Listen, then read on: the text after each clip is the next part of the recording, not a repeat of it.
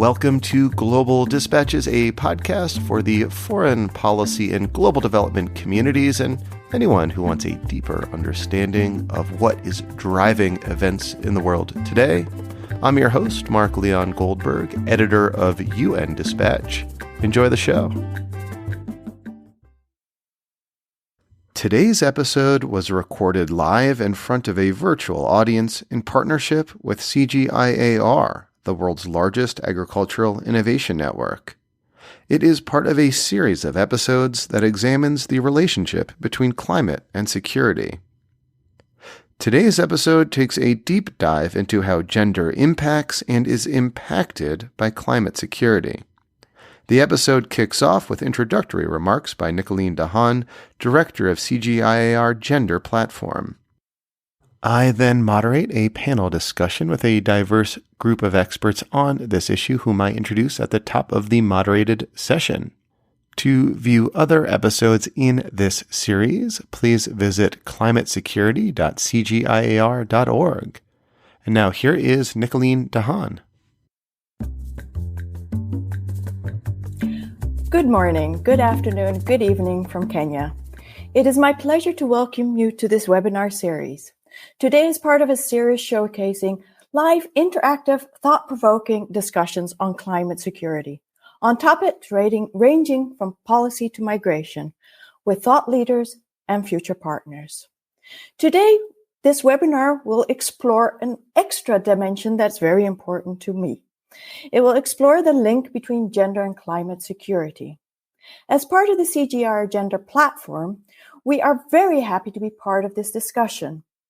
As a group of gender researchers within the agriculture ecosystem, we are very aware and see it on a daily basis of the impact of climate change is having on women.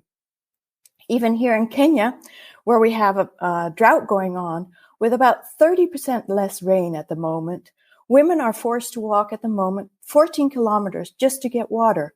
And this is basically household water, not even productive water, because for productive water, that would help them become economically more empowered. So we are seeing a lot of these changes in our work and in our research as we move along. Issues such as gathering firewood is becoming more important. Issues such as agriculture overall is becoming more difficult for women. And as we know, women have less of these assets and often worse quality of these assets. With this, of course, then also comes the lack of voice in a lot of these things. Women often don't have opportunities to help provide solutions in these things. With all of this, and with the huge amount of conflict and climate change leading to conflict that's going on, we, of course, have a lot of security issues that affect women directly. And so that's why this webinar is very timely as we speak. And so this webinar is very much about putting gender at the heart of climate security. So what does that actually mean? And what can we actually do in that space as we move forward? I'm going to provide a few thoughts of how we can actually do it. Some are very tried and straightforward and very direct. But we also have to move to the more complex but as vital issues. And this is also what reflects the work I do within the CGIAR Gender platform, where we do look towards research and how can we use research to solve problems globally. The first solution is still true and tried, and still we haven't been able to get there, is to get better gender disaggregated data. We need to understand the situation better. And for that, the first step would be to get better gender disaggregated data. The other the second part that I want to talk about is getting a better evidence base.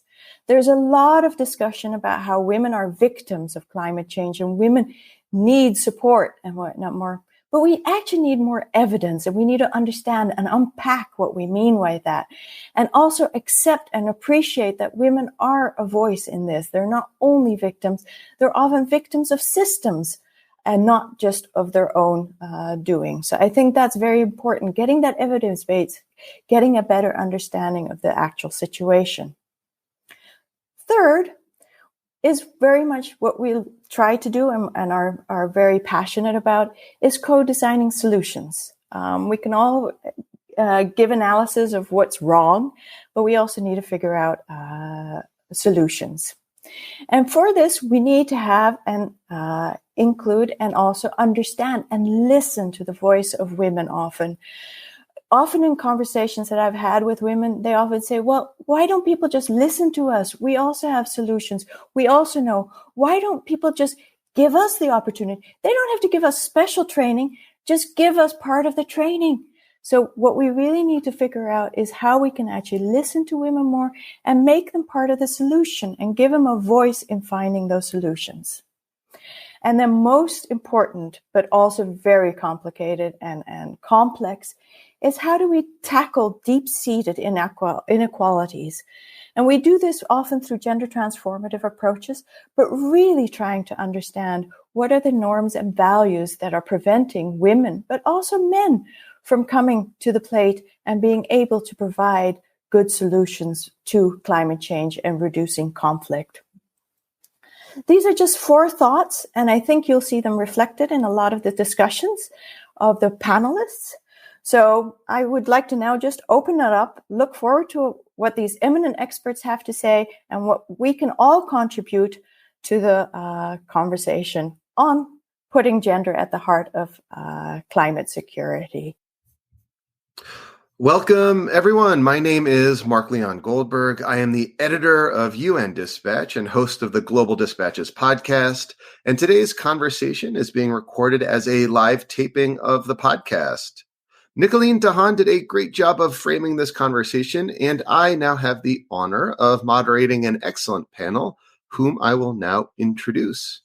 Adenike Oladosu is the founder of I Lead Climate. Welcome. Adriana Erthal Abdenour is Executive Director, Plataforma CIPO, and Senior Policy Fellow at the United Nations University Center for Policy Research. Welcome. Sophia Heyer is Gender and Social Inclusion Leader for the CGIAR Research Program on Climate Change, Agriculture, and Food Security, as well as Director of Women in Global Science and Technology. Welcome. And Dr. Jessica Smith is Research and Policy Director at the Georgetown Institute for Women, Peace, and Security. Welcome, everyone. So I will kick off with some questions for the panelists, then leave time for audience participation.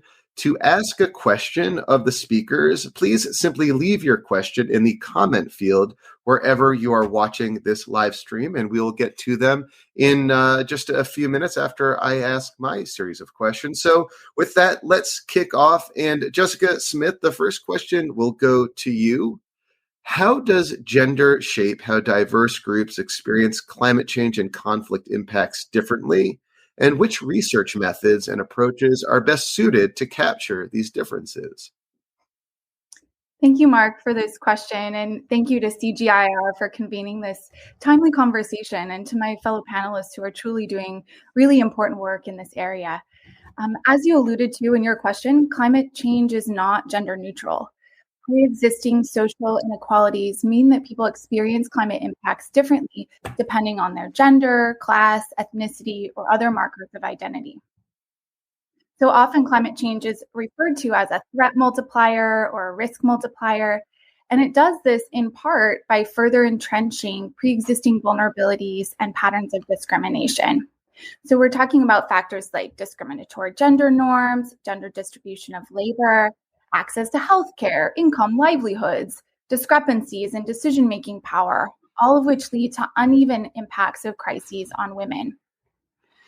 So importantly, the same structural inequalities that make women more vulnerable to climate change and conflict also marginalize them from participating in the solutions, which is why efforts to address drivers of inequality are going to be crucial to our ability to successfully respond to the climate crisis. Research shows that moving the needle on gender equality has direct implications for global peace and security, and also for climate resilience. For example, we know from our Institute's Global Index on Women, Peace, and Security that where women are doing better, countries are more stable and peaceful. And our recent analysis also found that those that countries that score better on our index are also better positioned to respond to climate change. Looking at gender, climate, and conflict together is really important because climate impacts don't exist in a vacuum. Today, nearly all of the top 20 countries most exposed to climate change are also experiencing violence, instability, or armed conflict, and 13 of them host a UN humanitarian response. An intersectional gender analysis that looks at gender along with other axes of social difference to understand how people are experiencing these impacts differently can really enrich our understanding of these issues and inform effective response. But we also need better data in terms of gender disaggregated data, in terms of studies that are looking at the intersection of gender, climate, and conflict. But better data also in terms of engaging those most affected by these impacts in the generation of knowledge about the challenges women and communities are facing and also the potential solutions. What's actually working? What could be scaled? What kinds of efforts are needed to dismantle barriers to women's participation and decision-making? On this front, participatory research methods that are designed to center local knowledge and engage communities in the research process can really help us out. Methods like the Everyday Peace Indicators approach or Photo Voice. These are different tools and approaches that can be useful not only for academics and researchers, but also for policymakers and those involved in the design, implementation, and monitoring and evaluation of programs. And I'm happy to speak more about specific methods in the Q&A if people are interested. So I just want to end by saying that while women are disproportionately affected by climate change and conflict, what is also true is that they're on the front lines of addressing these challenges. So inclusive research methods that engage women and those most impacted by climate and conflict are going to be critical to our successful climate response. Thank you. I am now going to move to Adriana Abdenour. How does the interaction between climate, state fragility, and intersecting inequalities affect women and Indigenous people in the Amazon basin? And what needs to be done to address these compounding challenges? Thank you for the question, Mark. And thank you also to the organizers for such an important series. It's lovely to be part of this. Greetings to everybody from Brazil. So that's a really good question or questions. And I would start by saying that, in the Amazon, the security concerns really have to do more with human security and with levels of violence, including homicide, rather than open conflict in the more traditional sense. And what we know from the scientific evidence is that climate change has been contributing towards more prolonged droughts and erratic periods of rainfall. And the major concern, as most of you probably know, is that this region will get caught in a kind of feedback loop that could accelerate the pace of forest cover loss and then push the Amazon to a point of no return. And what does this have to do with gender? Well, we know from the research that Plataforma Cipó and partners have been carrying out in the region, that women and girls in the Amazon, and especially Indigenous women and what we call quilombola, which are Afro-descending women, are disproportionately affected really by this deadly combination of factors. You have the historical inequalities in the region, you have the intensifying climate change, which I just mentioned, you have rampant environmental crime, including new peaks in illegal deforestation, which are being promoted by the current Brazilian government. And of course, you also have disputes over natural resources, including those that relate to a traditionalist development model that's based on very large-scale infrastructure projects. So if you take into account the fact that Amazon women disproportionately lack not just access to land tenure, but also to technical and financial assistance to mitigate and adapt to climate change, we know, and we've seen this in the Western Amazon where we do research, that they become much more vulnerable to economic marginalization, to forced displacement, including in areas that are more prone to disasters, but also health complications and especially food insecurity.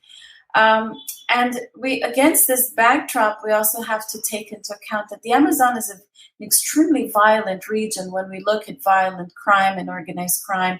And the rates of gender-based violence, especially against women, girls, and LGBTI+, and this, by the way, it includes human trafficking, sexual exploitation, forced labor, and lethal violence.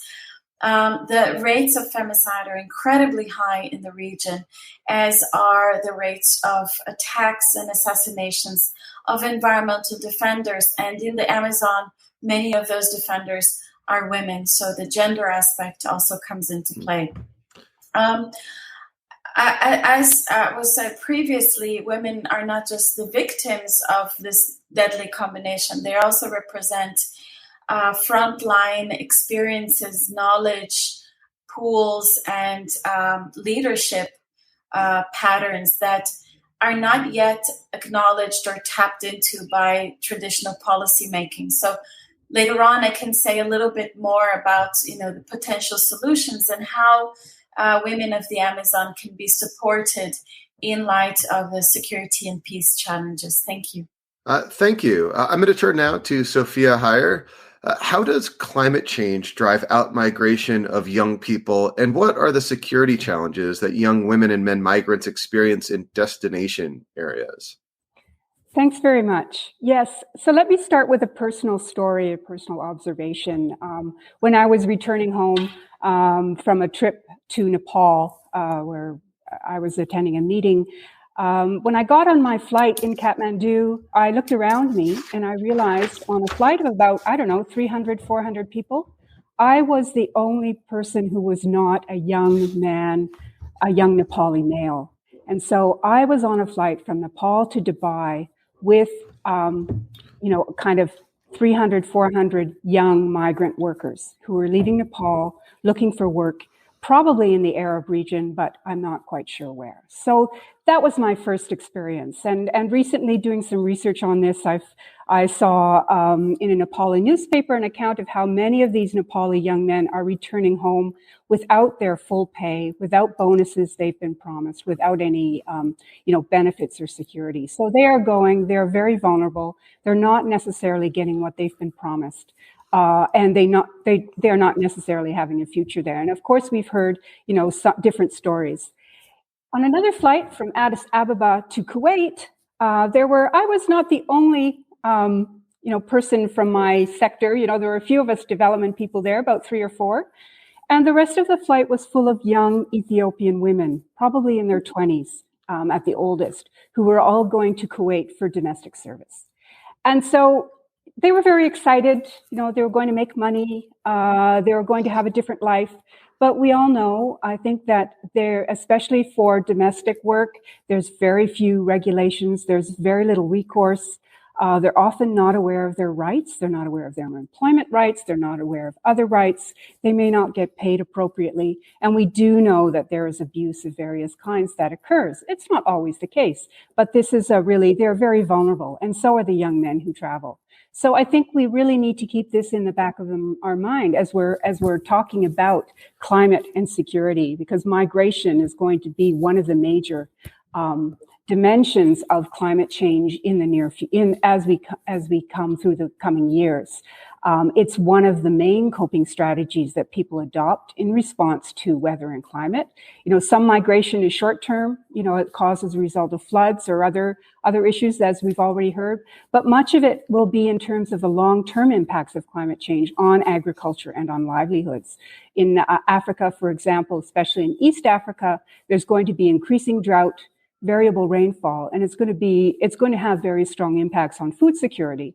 And so what is one of the coping strategies? Well, families send members of the household elsewhere to find employment. And it might be internal migration in the country to urban centers, or it might be international migration to other countries.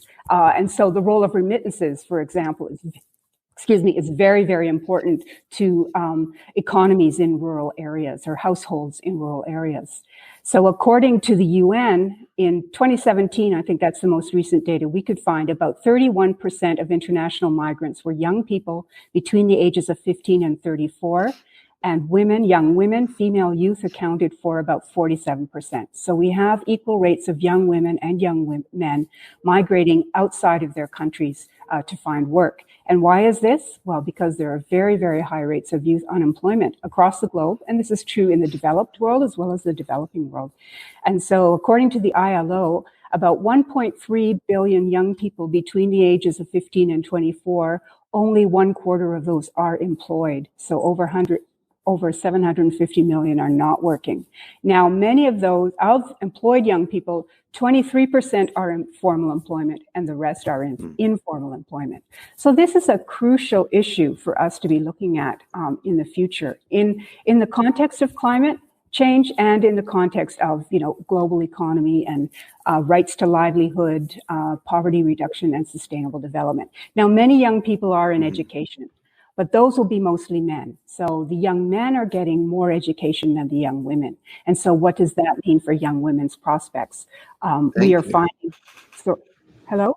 Yeah. We're just going to move very briefly. Hold that thought. Let's move quickly to Adenike Oladosu. I want to make sure we get everyone in. Adenike Oladosu, what are the climate-related security risks that women and men face in the Lake Chad region? How can existing gender roles and identities exacerbate conflict dynamics or create new ones in the context of environmental scarcity and livelihood insecurity? Yeah, thank you so much. When we talk about the Lake Chad region, there are several factors that are affecting women and girls today. As we can see that the climate change crisis knows no boundaries, and at the same time, climate change has no identity. And in a case study like that of Nigeria, where we have different ethnic group, religion, and the rest, it can lead to conflict of what is happening. And looking at the Lake Chad issue, that ability to access the lake is in respect to the fact that you can make use of the resources, of which these resources have been depleted. And the more these resources becomes strings, the more it affects women because they have to trek distance to get cooking materials, to get water, to get firewood, which is unsustainable. And in the process, it affects their education. It affects their contribution towards environmental protection and conservation efforts. It affects their human rights entirely. And according to data I saw, it gives the fact that it takes women 200 million hours globally per day for them to be able to sort all of these things out for their family well-being. And this is also affecting them environmentally wise, health wisely, and different types. Because when women become displaced, it makes them totally dependent on aid for survival. Because recently I got to an internally displaced camp where I saw that these women, they have nothing left to live on. They just depend on the haze for them to be able to survive. These are the real life experience due to the conflict between the farmers and the herdsmen due to resources use. And the conflict of resources use is what is affecting us currently because we have different resources because Nigeria or Africa entirely is an egalitarian society that depends on agriculture for livelihoods, and it employs the largest, it's one of the largest sectors that creates employment for youth, for different spheres of people, of our lives. So these are things that are affecting us. And since the lake is shrinking by 90%, it's also affecting people's livelihoods. And I usually say that the loss of livelihoods has become a powerful weapon against our peace and security. And due to this fact that people in this region depends on agriculture, they are also herdsmen, they are farmers. This livelihoods makes them to clash a lot because they all depend on the same livelihood. They depend on land, they depend on water, and they depend on vegetative cover. Because I schooled in the food basket of the nation, in Nigeria, and I saw the impact of all of these resources on women and girls, that they are being displaced in the Lake Chad region. Those that are displaced, especially the women and girls, are two-thirds, and this makes them to have to be the hardest hit by the climate change crisis. Oh, I'm sorry. It looks like we lost Adeniki. We will try to get her back. In the meantime, I will turn to Jessica Smith for our next question. The interaction between climate change and conflict can significantly change gender norms, roles, and expectations. Do you think these shifts can be leveraged in a way that creates entry points and opportunities for women's empowerment? And if so, how? This is a great question. And while it is true that both climate and conflict can disrupt gender dynamics and norms, this doesn't necessarily always translate into enduring shifts in social attitudes or long-term gains for women. So Sophia and Adeniki touched on this, but let's take the example of outmigration of men from communities who are driven to urban areas in search of livelihoods due to either climate change or conflict. In the absence of male heads of households, women will take on additional roles and responsibilities and can have greater decision-making power within their families and communities. But when men return, it's likely that they will return with the expectation that the gendered power dynamics and the distribution of labor will revert back to when they were home before. And so we can see a rollback of women's gains. We can see backlash against women in the form of domestic violence that very often accompanies these types of disruptions in gender norms. So without efforts to also address the attitudes and beliefs that drive discriminatory gender norms, I don't think we're going to see meaningful progress. But to the extent that we can build this kind of work into our climate interventions, I think we could see some real success. For example, a project on increasing women's engagement in natural resource management in Sudan convened youth, men, and traditional elders in gender sensitization sessions and discussion forums that were designed to shift discriminatory gender norms in the community. And the program radically changed perceptions of those that participated and also doubled the percentage of individuals who agreed that women hold important roles in natural resource management. So working to shift attitudes around gender norms is going to be a key part of increasing women's meaningful participation in climate solution. And this has to be done alongside efforts to address the structural barriers I talked about earlier, and that others have touched on, including issues like women's legal right to own land, or their ability to access credit or pursue education or paid work outside the home, which are really important to strengthening women's decision-making power and also their influence. And we ourselves have to shift our thinking of women as not only victims or beneficiaries, but toward positioning women as key players who should be informing and shaping the way forward. What's really exciting to me about this particular moment is that we're seeing diverse stakeholders from across sectors mobilizing to address the climate crisis, from government to private sector, security, development, academia, the grassroots. So many more people are taking this seriously. And with that, there's an infusion of resources and also a strengthening of political will that we haven't seen before. So I think we find ourselves at an incredible window of opportunity.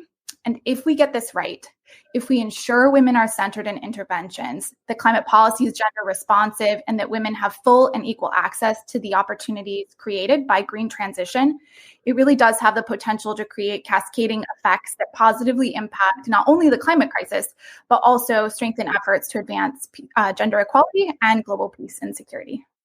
Thank you. It looks like we have Adeniki back. Welcome. I will get to you in just a moment with your next question. I am going to bring Adriana Abdenour back into the spotlight. What role do Indigenous women play in governing resources and conserving forests? And how can increasing women's voices and leadership in these processes contribute to peace building? Thank you, Mark. So when we think about women in the Amazon, especially Indigenous women, they often have a very special connection to water and to land, and they play at a functional level a key role in agricultural production and food security, but they do so while conserving the forest. And this is this is a millennial tradition when you think about the indigenous groups that have been in the region for, 15,000 years, and that have been able to coexist very peacefully with the standing forest. And consequently, these women are the first to feel the impacts of, for instance, changes in the river flows, the reduction in access to clean and fresh water, resulting not only from climate-related phenomena, but from the rampant environmental degradation that's taking place. They are also, as I already mentioned, but it's worth stressing, key repositories of traditional knowledge about the environment and climate.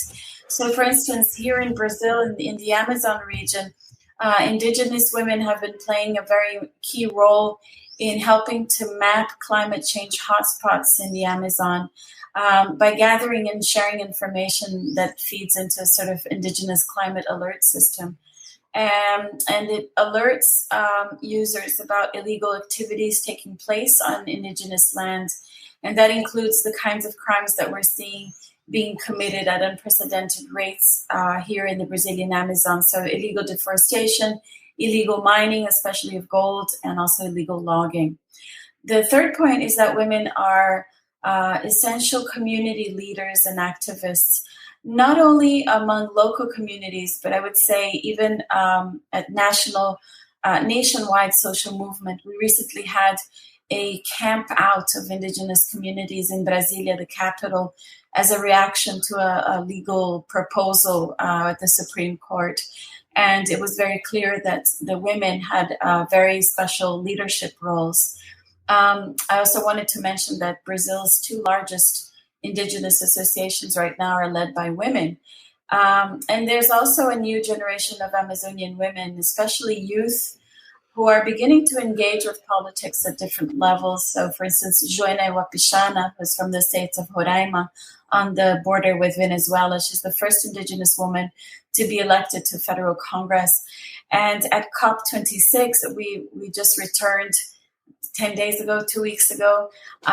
They also played a very visible role, and in fact, the only Brazilian to speak at the official opening ceremony of COP.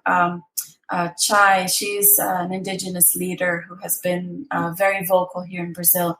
The problem is that women in the Amazon, as elsewhere in Brazil, by the way, they remain severely underrepresented at all levels of government, from local to state to national, which does mean that most of their demands go unmet. And so making governance more inclusive at all levels is really, really essential. But I will come back in my final remarks to a very important point, which is that in the Brazilian context, speaking about gender without reference to race and ethnicity can lead to failed policies. So I'll leave it at that. Thank you. Let me actually bring Adenike Oladosu back in the conversation. Then we'll go to Sophia Heyer. Adenike Oladosu, what actions has your organization, I Lead Climate, taken to support people affected by climate change in conflict zones? And how can these actions empower women and young people to advocate for climate justice? Okay, thank you so much. Let me just give like a description of the activity we just went on. We are yet to put it out there, but it's an ongoing project that we are doing personally with our own fund, not an external fund. And one of those things that we're trying to showcase is the fact of how these clashes between the farmers and herdsmen has been affecting women and girls, displacing them from their livelihoods and thereby making them dependent on it for survival, because women have the fragile livelihoods because they get more of these livelihoods from informal sectors and resources that are depleting. And so when I went to this refugee camp, very close or along my school where I graduated, because it wasn't there formally, but now it's now a reality that we now have a refugee point in that region. And one of those things that attracted me to bring this story to the limelight is the fact that these people get to tell me the fact that they are from different communities, 8 communities in Benue, in Nasarawa, in Taraba State. And these are ways at which this climate change crisis is leading to our diversity, making it to be fragile because people are now seeing it from an ethnic point of view, from a religion point of view, and political point of view, but little perspective are people seeing from the environmental point of view. So this was what made me to start advocating for it, to start campaigning, rallying for it, using my social media, creating a YouTube link, the Ecofeminist channel, and at the same time, bringing up a blog spot where I can use to highlight it, trying to create different platforms to see how the ways we can tell these stories, create solutions out of it, try to see how we can support these communities because on our own we can't do it. We need other support to make this a reality. So by these forms, many women can get this information and get empowered to see what is happening in our surrounding, that the climate change crisis is now a reality because where I schooled, they are seeing it from different point of view, either from an ethnic or religious or political point of view. People aren't seeing it from the fact that the climate change crisis, it's now here and it is happening. And that is why I'm saying that in a country like Nigeria, climate change can lead to ethno-religious war, whereby people, our diversity, we become so fragile that it can lead to war at any time. And that is why we need to put gender at the center of this, that more women have to be educated, given access to own the land, because they can transform their indigenous knowledge in tackling the climate change crisis. And through being educated, they can also become a technicians. They can also become a solution makers, a change makers, as I am, to be able to create solutions, workable solutions to their society at large. Thank you. Thank you. Thank you so much. Sophia Heyer, over to you. What role do women play in building resilience, to climate impacts? What type of research and policy are needed to prioritize women's agency, knowledge, and capacity in climate change adaptation? Thanks. I'll start with answering the first question, and maybe later in the follow-up questions, I can maybe answer the second. So, as many members of households are migrating, as I spoke to in the first question, it often leaves the woman head of household or to become the head of the household at home with increased workloads, less access to resources, which we know. They have less access to extension, they have less access to finance, they have less access to information, including early warning. And so the work of CCAS has been focusing on women's role as stabilizers in community around food security, stable households, livelihoods, and dietary diversity and nutrition. And what we've found in our work over the last few years is that there's 4 kind of major aspects of what we found to be gender inequality in the context of climate resilient agriculture. And our approach has been to let's work with women to give them or ensure they have the tools to empower themselves. And in this way, we're also finding that structural inequalities and some gender norms can be adjusted. So what are the 4 aspects? Participation in decision-making at different levels, including the community level as well as national levels and the household level. Access and use of productive resources, so that includes agricultural inputs, information, finance and credit, and other resources like that.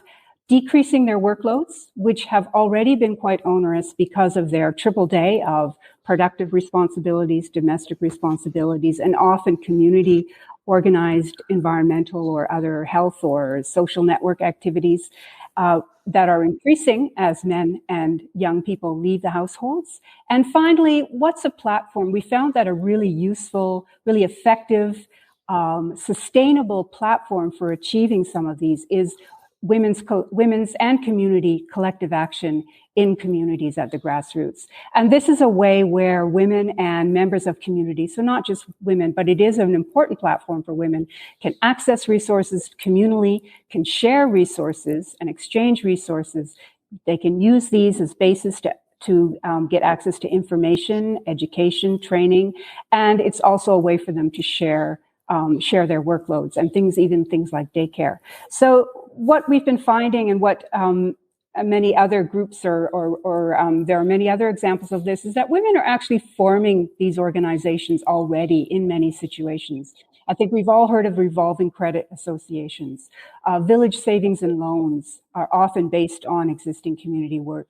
In Nepal, we based some work on introducing solar-powered irrigation pumps in existing women's district committees so that the women would manage the irrigation themselves and the solar pumps. It decreased their workload because they were no longer reliant on manual irrigation. It gave them enhanced standing in the community because they were managing this new technology, and it tripled their agricultural production. So from one crop per year, they got 3 crops per year. So it also increased their income. And there's one other example that I'll briefly tell you about in Senegal, where a local women's committee started a livelihood enterprise together, which gave them increased standing in the community and increased interaction with the village committees on managing their local environment. So we're looking at this role as a way for women's increased resilience as the pillar of stability in a community in the face of climate insecurities. Thank you. Thank you. Thank you. So we are about to enter our final round of questions. Before we do so, I do want to remind the audience to ask your questions to the panelists by simply leaving your question in the comment field wherever you are watching this live stream.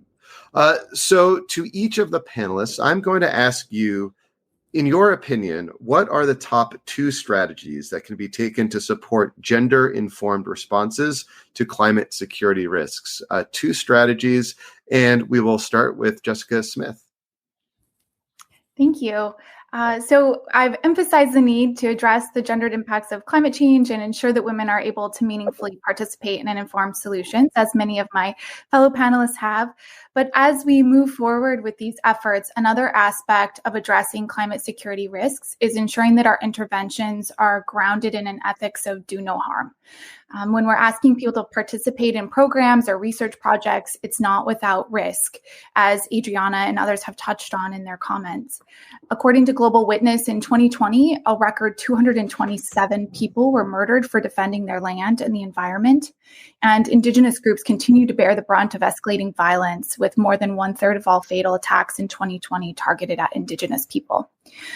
Emerging research and stories from women on the ground reveal that women environmental activists face gender-based violence and death threats for their engagement in this work. So we really need to be accounting for this and the gendered nature of this type of violence in our interventions to mitigate risks to every degree possible.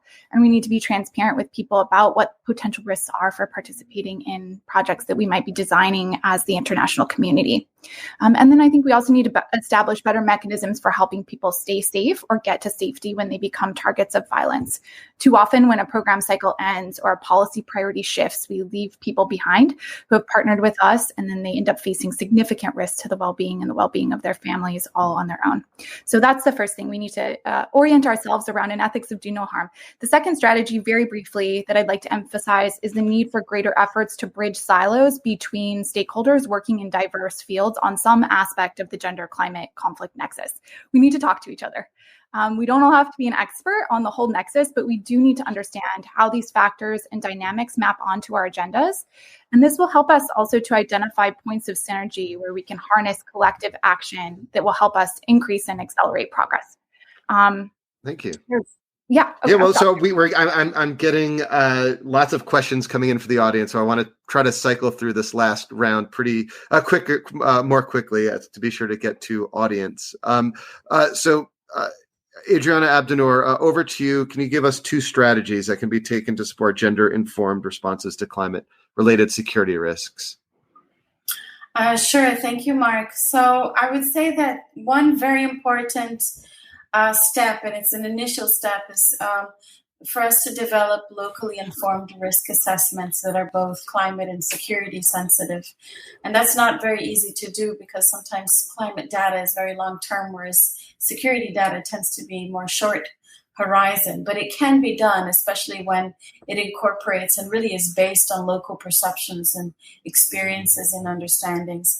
And that has to lead to very clear criteria for implementation and financing of responses. So we need to develop methodologies that capture these dimensions, but at the same time that are flexible and that they can be adapted to specific settings. And then secondly, and colleagues have already mentioned, there's a need for data and for analysis. So, support for research and knowledge generation, especially within the region itself, is very necessary. And I wanted to highlight that point, that in Brazil, the discussion about gender and the intersectionality with race and ethnicity is very, very strong.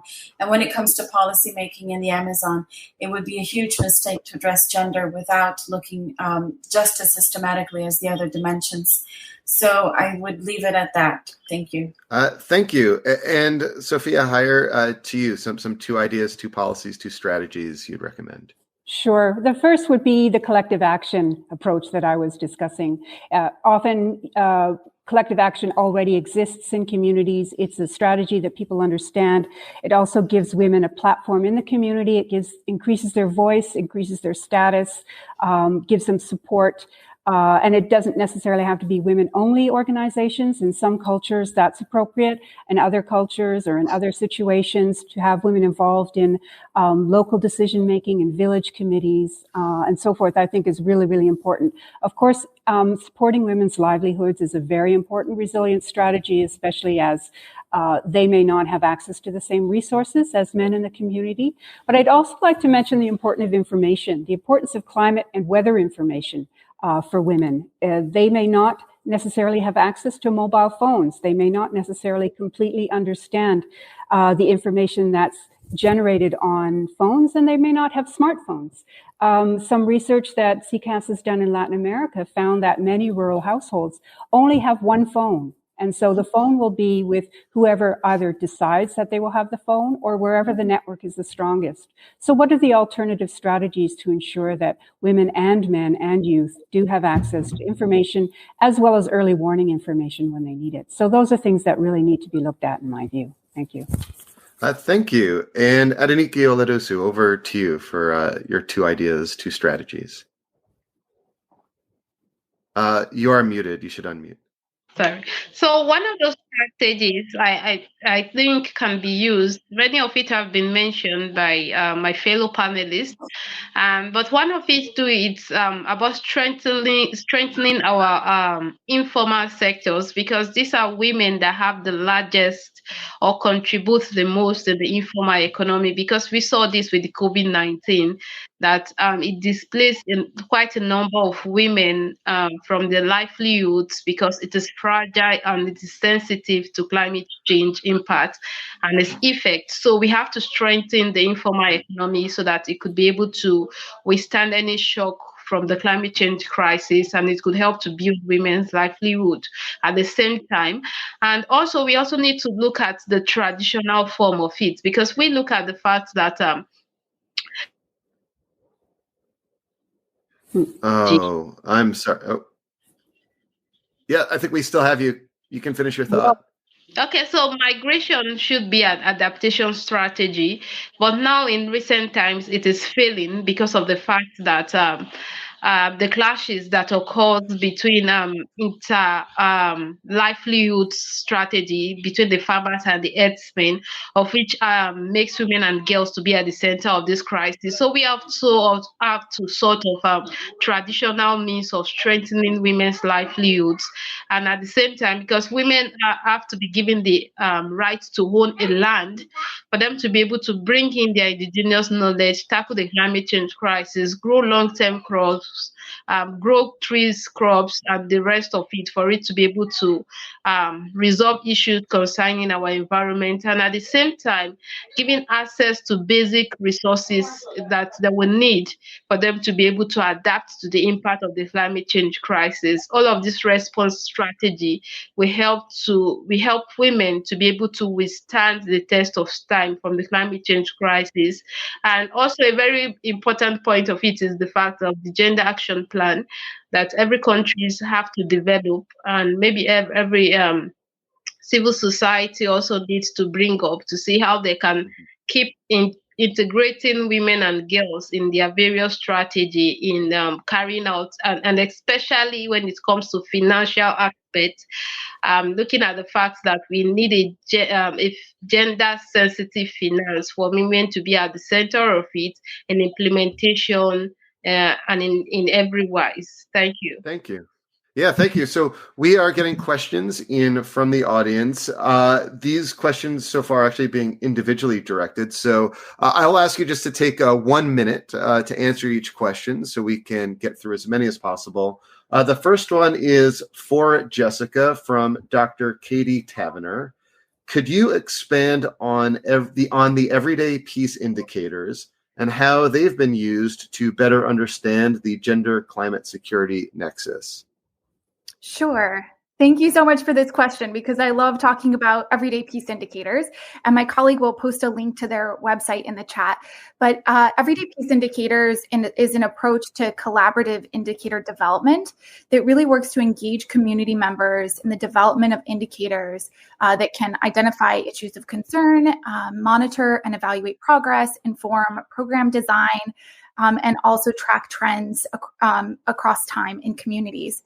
So, for example, if we wanted to develop an intervention for a community experiencing conflict over diminishing natural resources, we could use a process like everyday peace indicators to understand the factors that are driving the conflict from the perspective of the people that are actually experiencing this. And the key thing about everyday peace indicators is not that they're newly developed indicators that come out of focus group discussions and community dialogue, but they're indicators that people are using already in their everyday lives that signal to them if things are getting better or worse, or if there's changes in conflict dynamics or in peace in their communities. So I would be happy to connect with you offline and tell you more about that, but it's a really wonderful participatory methodology that has a lot of import both for academia, but also for program and policy development. Thank you. And this next question is for Adriana. UN Women is currently running a campaign called 16 Days of Activism Against Gender-Based Violence. Can climate action be used as a tool to tackle violence against women? And if so, how? That's a great question, too. I think I can think of two different ways. One is that we need to better understand how patterns of environmental crimes, including illegal deforestation, are tied to different patterns of violence. And we know from anecdotal evidence that this includes substantial amounts of gender-based violence. But we need to better understand that relationship in order to design preventive approaches. It's pretty clear, though, that if you are effective in preventing illegal logging or gold mining, that you can also address other aspects of violence. The second dimension I can think of is through greater protection for environmental defenders, because, again, there's a very strong link there between gender and the types of attacks, most of them violent attacks, including homicides, but we also see sexual-based violence, and we also see cyber attacks that often affect people's lives in very substantial ways.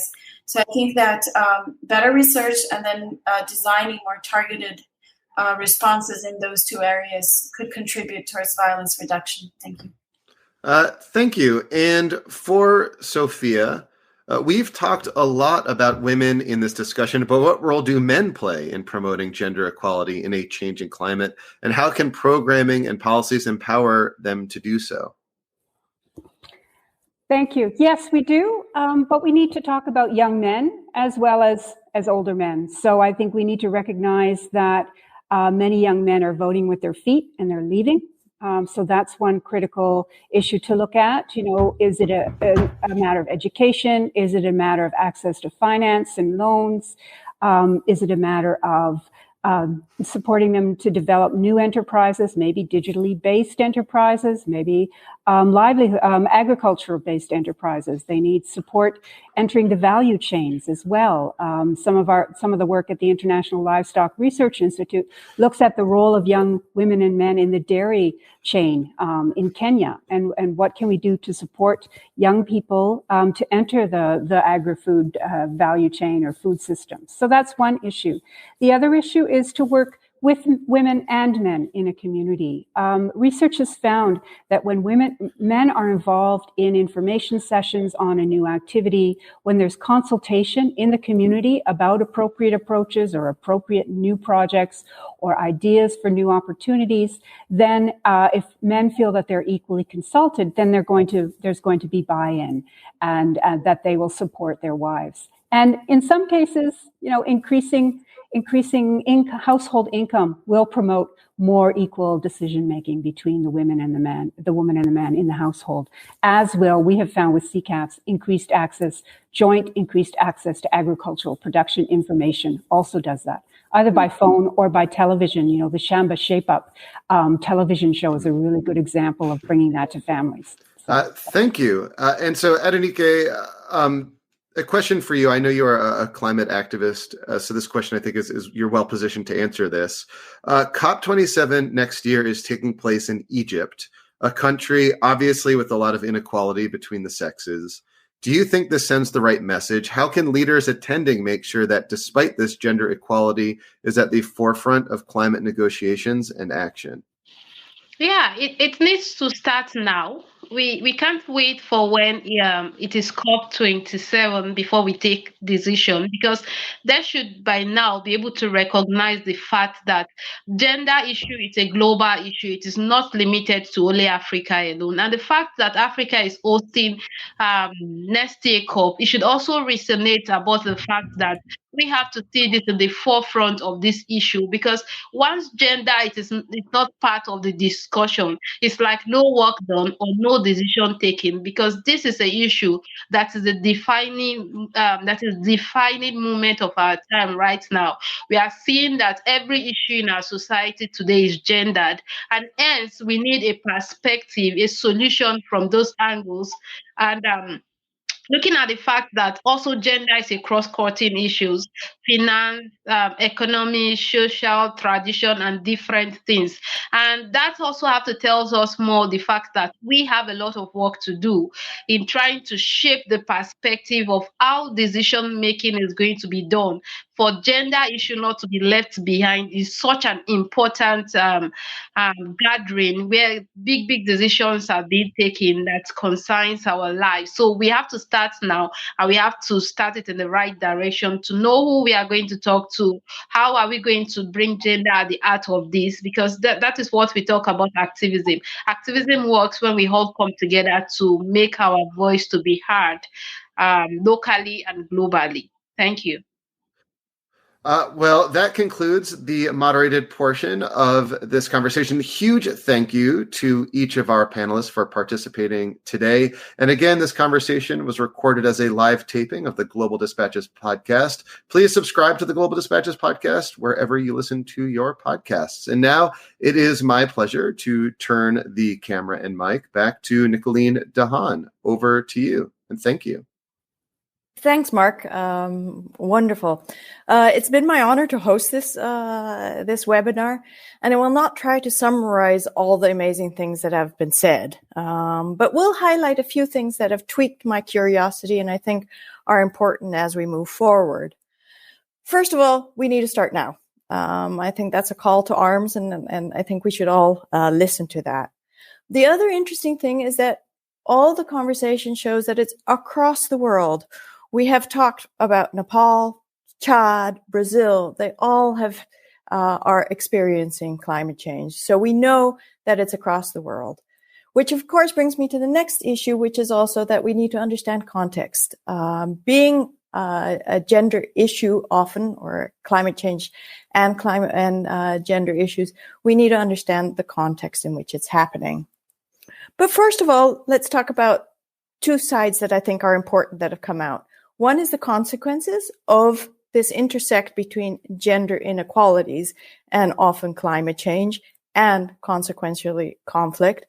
One is the whole issue of depleting resources. You'll see throughout our conversation, it has come up several times. So we need to understand that, and we need to understand the role women have in it. Some wonderful examples of women understanding that levels of rivers are going down, and understanding lakes are disappearing, and how can we use that knowledge much better. We also understand that one of the consequences is migration, is conflict, is environmental crimes, is crimes towards women. All these are consequences of this intersect that we've been talking about. So what does this mean for the future? The future. We need to have more voices heard. It's as simple as that. We need more visible roles for women. They're still unrepresented. Governance needs to become much more inclusive. That's what a call was from several of the respondents, the panelists. We also need to move away from talking about women as just one group. And this is, again, where the whole intersect between gender and race has come up. But we need to become much more nuanced in the groups we're talking, and understand the intersectionality and how these actually play out against each other to make sure that policy works, as was one call for arms. We also need to understand better what is happening, what is actually happening on ground. We need for intentionality, actually really thinking it through and actually being intentional about understanding these gender inequalities. We need to understand context, as was said as well. And most important, a call to find change makers. And I really appreciate all the panel members on this webinar, because they are amazing change makers. And so we need more of you, and we need many more to help us in this process. Thank you again for joining us today on this webinar. We really appreciate it. And I just want to say that there's one more webinar in this series on December 8th on Is Energy Transition a Risk or Opportunity for Climate Security? Let's hope they also consider gender in that. Good night, good day to everyone. Thank you very much.